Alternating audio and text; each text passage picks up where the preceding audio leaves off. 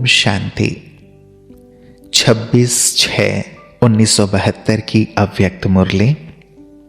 Heading है effect से बचना अर्थात परफेक्ट बनना। प्यारे बाबा बोले, आप सभी का लक्ष्य परफेक्ट बनने का है ना। परफेक्ट अर्थात कोई भी डिफेक्ट नहीं। अगर डिफेक्ट होगा तो उसकी निशानी क्या होगी? कोई ना कोई प्रकार का, चाहे मनसा संकल्प में, चाहे संपर्क व संबंध में, किसी भी प्रकार से माया का जरा भी इफेक्ट होने कारण डिफेक्ट होता है। जैसे शरीर को भी कोई बात का इफेक्ट होता है, तब बीमारी अर्थात डिफेक्ट होता है। जैसे शरीर को मौसम का इफेक्ट हो जाता है व खान पान का इफेक्ट होता है, तब बीमारी आती है। तो कोई भी डिफेक्ट न रहे, इसके लिए माया के इफेक्ट से बचना है।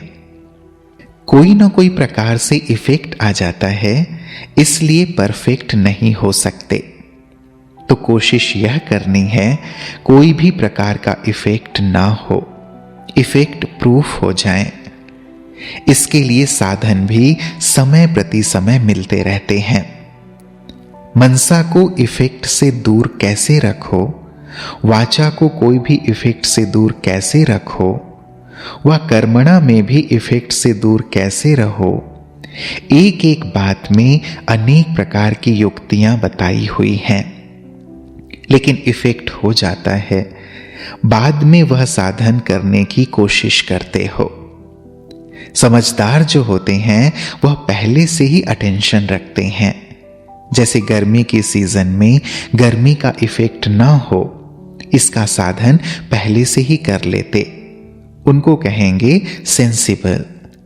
अगर समझ कम है तो गर्मी का इफेक्ट हो जाता है। तो कमल फूल समान सदा इफेक्ट से न्यारा और पाप का प्यारा बनना है। हरेक को अपने पुरुषार्थ प्रमाण व अपनी स्थिति प्रमाण भी मालूम होता है कि हमारी आत्मा में विशेष किस बात का इफेक्ट समय प्रति समय होता है। मालूम होते हुए उन साधनों को अपना नहीं सकते, चाहते हुए भी उस समय जैसे अनजान बन जाते हैं।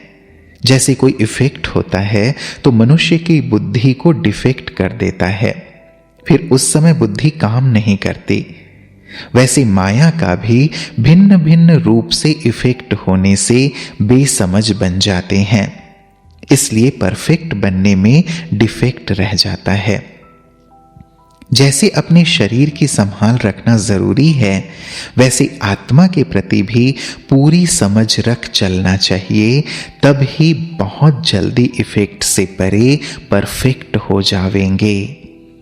जानते हुए भी कहां संग में आकर भी गलती कर देते हैं। समझते भी हैं, लेकिन उस समय वातावरण व कोई भी समस्या के कारण, संस्कारों के कारण व संपर्क में आने का शक्ति कम होने कारण फिर उस इफेक्ट में आ जाते हैं। सदैव अपने को चेक करना चाहिए कि मुख्य किस बात के निमित्त इफेक्ट होता है। उस इफेक्ट से सदा अपना बचाव रखना है, तभी सहज परफेक्ट बन जावेंगे। मुख्य पुरुषार्थ यह है। आप लोग हरेक अपने मुख्य इफेक्ट के कारण को जानते तो हो, जानते हुए भी माया व समस्या इफेक्ट में थोड़ा बहुत ला देती है ना।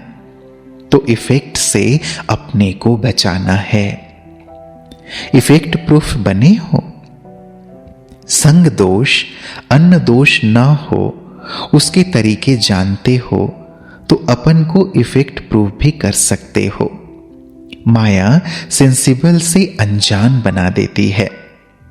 अगर सदा ज्ञान अर्थात सेंस में रहे तो सेंसिबल कभी किसके इफेक्ट में नहीं आता है। कोई इफेक्ट से बचकर आता है तो कहा जाता है यह तो बड़ा सेंसिबल है। तो माया पहले सेंस को कमजोर करती है। जैसे सामना करने वाले दुश्मन पहले कमजोर करने की कोशिश करते हैं, फिर वार करते हैं, तब विजयी बनते हैं। पहले कमजोर करने का कोई तरीका ढूंढते हैं। माया दुश्मन भी पहले से सेंस को कमजोर कर देती है। समझ नहीं सकते कि यह राइट है व रॉन्ग है, फिर इफेक्ट हो जाता है। इफेक्ट ही डिफेक्ट का रूप धारण कर लेता है। डिफेक्ट परफेक्ट बनने नहीं देता है। लक्ष्य क्या रखा है? परफेक्ट अर्थात 16 कला संपन्न। थोड़ा बहुत डिफेक्ट है तो 14 कला। तो क्या लक्ष्य रखा है? जो सेंसिबल होगा वह सक्सेसफुल जरूर होगा। अच्छा, ओम शांति।